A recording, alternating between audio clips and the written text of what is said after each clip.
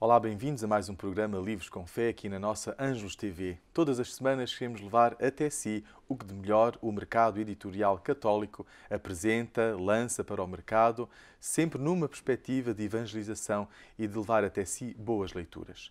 Hoje temos connosco um convidado, um entrevistado, que será o Dr. José Miguel Pinto dos Santos. Ele colaborou com duas obras editadas pela Paulus Editora e que são Doutrina Cristã, um catecismo do século XVI, mas que tem uma atualidade e mantém uma atualidade muito interessante, que vai querer conhecer um pouco mais na entrevista já a seguir, e o Atuar Divino, uma obra que foi atribuída a São Tomás de Aquino, mas que até agora não existia nenhuma tradução para a língua portuguesa. Tenho a certeza que vai querer ouvir e ver esta entrevista que já a seguir lhe vamos apresentando. Mas até lá, queria convidá-lo a visitar este espaço onde, a partir daqui, transmitimos este programa, que é a Livraria Paulus em Fátima, mesmo por trás da Basílica Nossa Senhora do Rosário, em Fátima, na rua São Vicente de Paulo. Tem aqui um belo espaço para visitar se ainda não conhece, e se já conhece, tem uma razão a mais para voltar. E o desejo é que continue connosco, pois depois da entrevista ainda temos mais novidades e sugestões de leitura para lhe apresentar.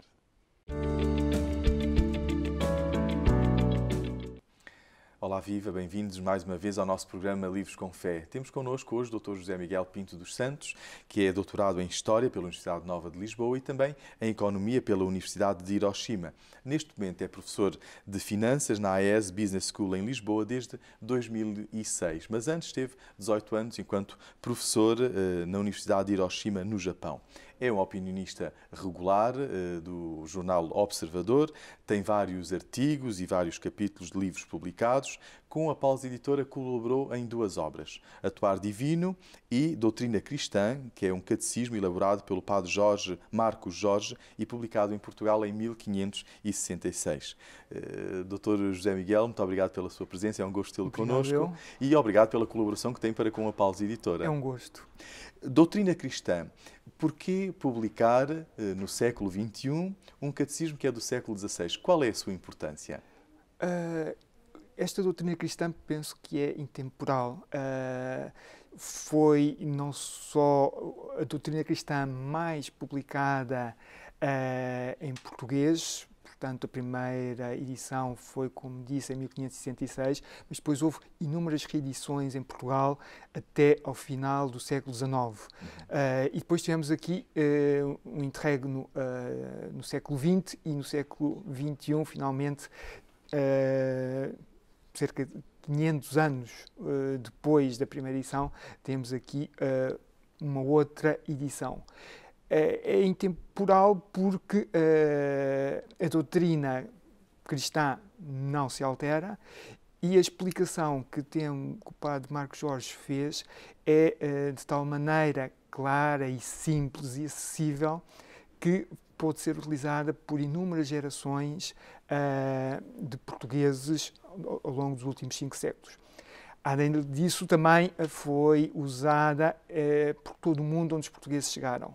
Nós sabemos que foi traduzida para Tupi, no Brasil, também foi traduzida para 2 línguas em África, para congolês e para etíope.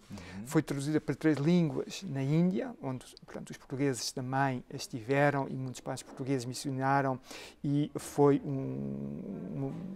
uma doutrina muito popular em toda a Índia, e também foi traduzida para chinês e japonês. Aliás, a primeira tradução foi para japonês.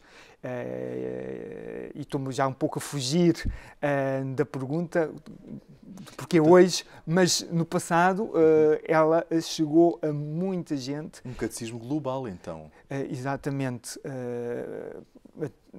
Lido, portanto, por pessoas desde o Japão ao Brasil. Mais do que catecismo, é uma doutrina, porque na altura fazia-se uma distinção clara entre obras destinadas para os catecúmenos, que ainda não estavam no processo de aceitação da fé cristã, e as doutrinas que eram para crianças e adultos já batizados, mas que deveriam e quereriam aprofundar a fé. O seu trabalho nesta obra passou pela tradução do texto original em latim para português, ou já estava em português esta edição que nós tivemos? Esta edição já estava em português.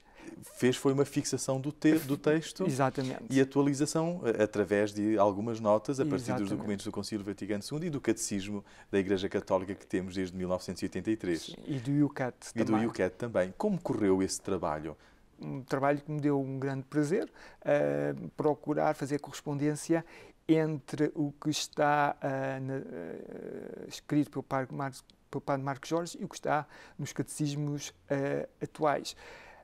O que está no Padre Marcos Jorge é um resumo, aquilo que sempre foi considerado mínimo para qualquer bom cristão a saber.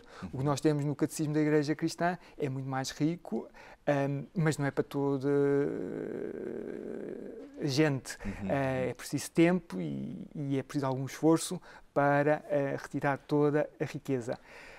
Aqui, nesta doutrina, é muito mais simples a leitura. E o Padre Marcos Jorge, que era um grande pedagogo e um grande teólogo, conseguiu, portanto, utilizar uma linguagem extremamente simples que atraiu centenas e centenas, para não dizer milhares e milhares, de pessoas ao longo de muitas gerações.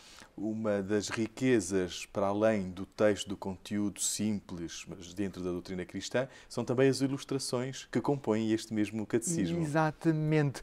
Este catecismo, portanto, é uma reprodução com a fixação de texto ao lado, mas é uma reprodução de uma edição feita 50 anos depois da primeira edição. Portanto, a primeira edição foi em 1566 e em 1617,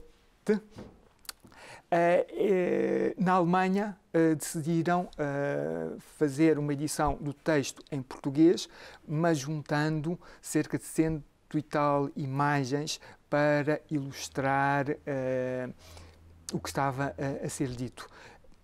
E, portanto, resultou num livro ainda muito mais atrativo para pessoas que tinham pouca alfabetização. Embora as doutrinas geralmente não fossem para ser lidas pelas crianças, eram para ser usadas nas aulas de doutrina, em que haveria um sacerdote ou outro orientador que utilizaria o livro com as crianças. E, portanto, esta componente da ilustração hoje continua a ter uma atualidade muito grande, porque sabemos que a ilustração, a imagem, tomou conta um pouco também da nossa vida. Exatamente. Mas estas ilustrações ainda têm um interesse adicional, principalmente para quem gosta de coisas antigas, por serem ilustrações de há 5 séculos, que ilustram a vida contemporânea de há 5 séculos, ou pelo menos como é que as pessoas a sentiam. Portanto, são uma enculturação através da imagem, não é? Daquilo que elas representam e da mensagem que querem transmitir. Exatamente. É uma mais-valia também deste catecismo. Exatamente, penso que sim. Porque nós podemos apreender a doutrina não só através da palavra, mas também através da imagem. E a Igreja sempre recorreu à imagem, através dos vitrais, através das pinturas, das esculturas. E dos livros com imagens e com as iluminuras antes de haver impressão e com imagens depois de haver das obras serem impressas. Uma outra obra em que colaborou com a Paus Editora foi o Atuar Divino, que é atribuído a São Tomás de Aquino. De que nos fala esta obra? Esta obra fala-nos das perfeições de Deus e de como nós poderemos, com vantagem, meditando nessas perfeições, aperfeiçoar-nos também a nós próprios.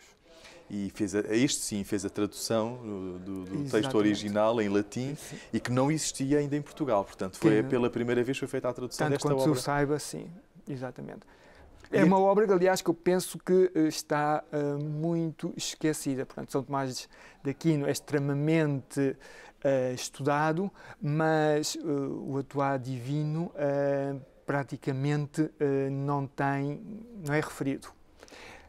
Para isso contribui o status que a obra tem de não se saber exatamente se terá sido São Tomás de Aquino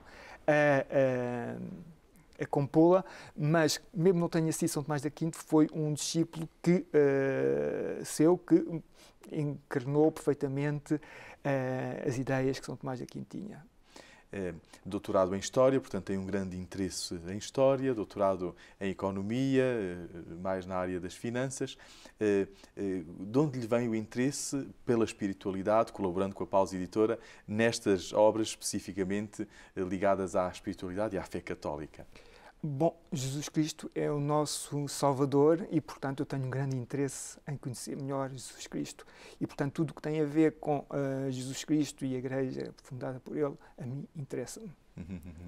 E dentro da sua área também colabora com o Centro de História da Universidade Nova de Lisboa. Sim. Em investigação. Sim. Por onde passam os seus interesses a nível de investigação histórica? Basicamente, é a história do Japão no século XVI e XVII. Mais concretamente, a história intelectual no Japão no século XVI e XVII. Portanto, tudo que tem a ver com filosofia e ciência nessas alturas no Japão. E também com a religião. Foi no século XVI que o cristianismo entrou no Japão e, por isso, aliás, eu cheguei aqui à doutrina cristã do Padre Marcos Jorge através das 4 edições que ainda existem, que ainda temos alguns exemplares, que foram feitas em japonês no final do século XVI.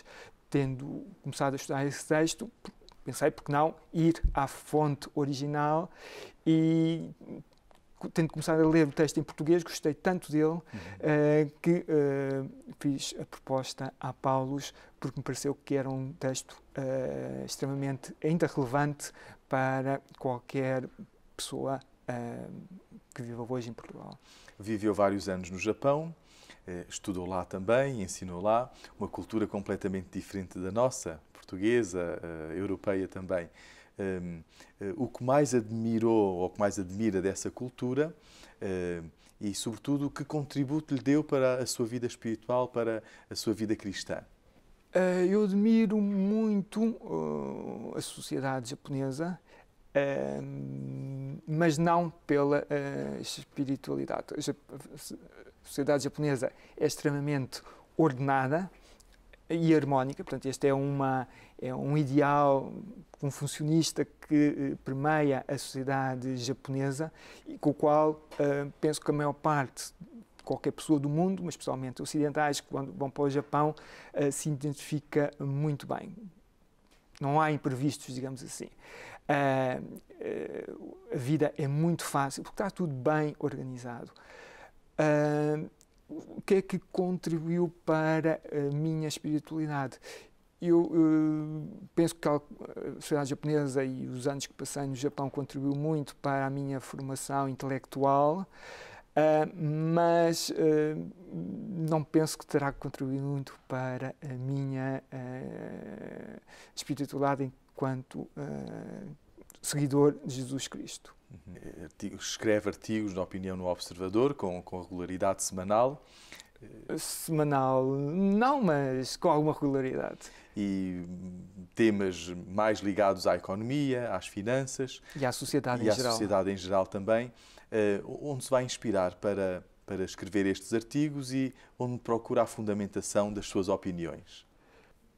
As ideias basicamente vêm da interação com as outras pessoas, seja ter ouvido uma notícia, alguma pessoa ter contado algo que lhe tenha acontecido, e a fundamentação vem dos princípios básicos que eu tenho como cristão, como economista e como historiador. E o que nos pode dizer e pode comentar sobre a economia de Deus? Porque Deus propriamente não é um bom economista, porque Ele dá tudo, dá-se todo completamente. O que nos diz esta economia de Deus para a vida dos cristãos, para a nossa vida hoje? É uma pergunta que me apanha de surpresa. E um grande desafio, com certeza, para todos nós. Para pensar nela. Muito obrigado pela sua presença no nosso programa. Foi um gosto entrevistá-lo e espero que possa continuar a colaborar connosco em mais outras edições e outras sugestões de obras que, a nível histórico, possam não estar ainda acessíveis ao público, mas através da Paus Editora, tudo faremos para que isso aconteça. Espero que sim, terei todo o gosto em colaborar. Assim, convido a estar connosco, pois temos ainda mais novidades para lhe apresentar. Até já. Comprometido, tenho 3 sugestões de livros para lhe apresentar. O primeiro deles é Imitação de Cristo, de Tomás de Kempis. É uma reedição da Paus Editora. Este livro estava esgotado há muito tempo e quisemos trazer até si um dos livros clássicos da espiritualidade que, depois da Bíblia, provavelmente é o livro no mundo mais traduzido e mais editado. Tem formado muitos cristãos e tem sido companhia espiritual de muitos cristãos. Este livro, A Imitação de Cristo, ajuda-nos a descobrir traços da vida de Cristo e da sua espiritualidade que nem sempre estão presentes ou não estão imediatamente perceptíveis nos Evangelhos. E é verdade que é um livro da Idade Média, e, portanto, convém termos isto em conta, porque espelha toda uma devoção e uma espiritualidade típica da Idade Média, mas que, sendo um clássico, acaba por ter uma linguagem muito direta, muito apelativa para um caminho de conversão e um caminho de verdadeira sintonia com a vida de Cristo e os ensinamentos de Jesus. A segunda obra que desejo recomendar-vos chama-se Ler a Bíblia em 100 episódios, de Piero Stefani e Luciano Zappella. Também esta é uma edição da Paus Editora. Ler a Bíblia em 100 episódios é um livro que procura ser uma primeira abordagem à Bíblia. Muitas das vezes, quando se pega na Bíblia e não se tem muito hábito de leitura e meditação da Bíblia, acaba por se ficar assustado com tantas páginas e não se sabe por onde é que há de começar. Não devemos ler a Bíblia também do princípio ao fim, como se tratasse de um romance. A Bíblia deve ser lida, deve ser meditada, deve ser assimilada. E este livro propõe fazê-lo em 100 episódios, isto é, vai procurar os 100 episódios mais significativos da Palavra de Deus para poder ter uma ideia de conjunto da Palavra de Deus e depois de apresentar o texto bíblico, então faz-se uma leitura espiritual, uma leitura exegética a partir dos ensinamentos que este texto da Bíblia nos quer transmitir. Então torna-se um bom livro para poder aprofundar a Bíblia em família, em casal ou até mesmo em alguma catequese para adultos ou encontros de catequese e encontros de casais que tantas das vezes se fazem nas paróquias ou até em algum movimento ligado à Igreja. Por isso aqui fica esta sugestão, ler a Bíblia em 100 episódios. Tantas das vezes perdemos-nos a ver episódios de tantas telenovelas que muitas vezes ocupam o nosso tempo e não nos dão nenhum conteúdo. Aqui temos precisamente o contrário. Um livro que é apenas em 100 episódios, mas traz-nos não só conteúdos, mas uma riqueza e uma alegria para a nossa vida que vem já da Palavra de Deus. A terceira sugestão que lhe quero apresentar, este é uma novidade, trata-se da afetividade no itinerário espiritual, segundo as homilias sobre o Cântico dos Cânticos de Orígenes, tradução e estudo teológico, de Daniel Cobo. Esta obra, editada pela Paulus, é o Prémio Paulus de Edição do ano passado, do ano 2017. Como sabeis, ou se não sabeis, dou-vos esta notícia, a Paulus Editora todos os anos atribui um prémio Paulus de edição. Isto é, procura valorizar, editar, comercializar e dar a conhecer algum trabalho teológico, alguma tese de dissertação, de mestrado ou até mesmo de doutoramento na área da teologia ou das ciências humanas, mas sempre com um fundo teológico, de modo a dar a conhecer a teologia que se produz e o pensamento teológico que se produz nos espaços em língua portuguesa. Portanto, não só em Portugal, mas também nos países de expressão e língua portuguesa. Então, este ano foi este religioso, Daniel Cobo, religioso dioniano, originário dos Camarões, que, com esta sua tese que apresentou na Universidade Católica e que teve a nota máxima, 20 valores, tratou este tema da afetividade no itinerário espiritual, um tema tão importante e cada vez mais nos apercebemos como a afetividade deve ser trabalhada, deve ser dialogada, conversada.